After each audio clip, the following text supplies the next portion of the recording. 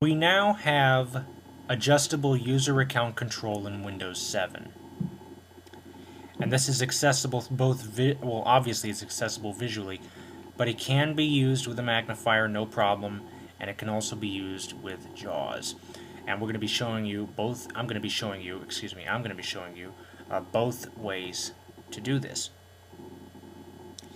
In case you're wondering, what you are seeing is not a magnification that's in Windows. If I hit Option Command 8, this is the Macintosh magnifier that's working here.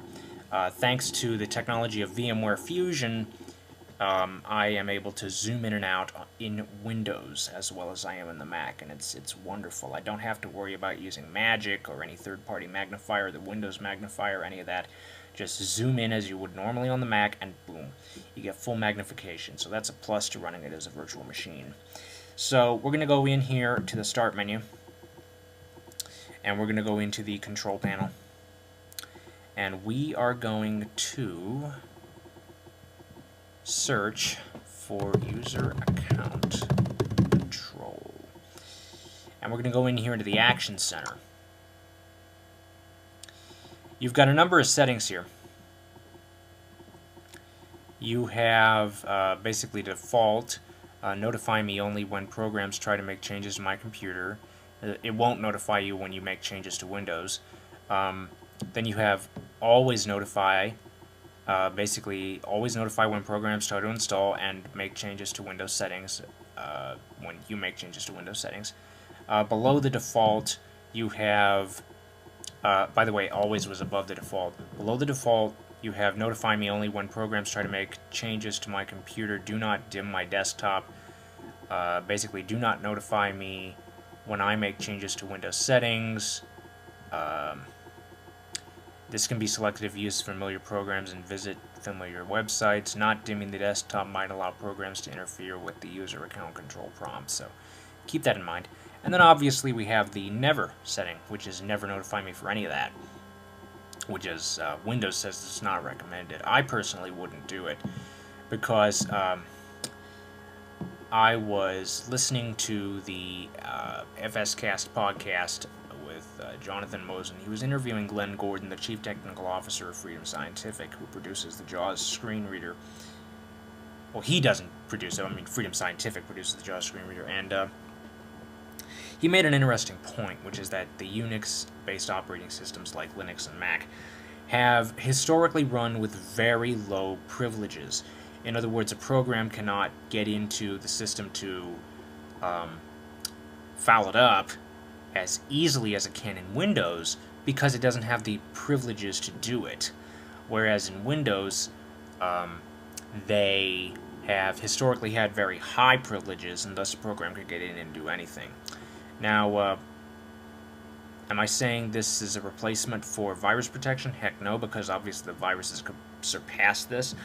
But you know, it's just nice to know that this is here. But the problem is that in Vista you only have it on or off. So here in Windows 7 you have a variable amount of control. So I'm going to go ahead and keep this up, and I am going to launch JAWS, and I'm going to show you guys how you can do this in JAWS. So I'm going to go to the desktop. Oops. Okay. Not to the desktop. This is the 5th time doing this, and my brain's kind of rattled, so forgive me. So we're going to activate the run dialog, and that's already got JAWS because that's all I use out of this dialog. So we're going to hit enter. JAWS for Windows is ready. Demo mode active. Use update authorization in the help menu to activate. User account control settings. Up-down slider 66%. To increase or decrease, use the arrow keys. Now 66%, that's your default setting. 100%. That would be always. And if anybody needs, you can go back through the video and listen to me describe these. 66%. So again, that's default, and 100% was always. 33%. It'll notify you the same way that the default does, except without dimming your screen. And again, this is meant for places you go to often. 0%. And that's never notify. Now, I can't remember off the top of my head how to activate the JAWS cursor, but if it's an insert key, if it's a JAWS key command, I won't be able to access that until I get around to remapping my keyboard. Insert's the only key I need to add, which I might devote to right command. I've been asking people on the National Association of Blind Students list that I'm a member of. Guys, if you're watching this, I wanted to thank you very, very much for that help on the keyboard remapping tool. I will get around to that event soon. But yeah, for those of you who are regular JAWS users, if you use the JAWS cursor, I think you or basically your PC cursor, you know, I think you'll be able to get around this and look at the information a little bit more closely.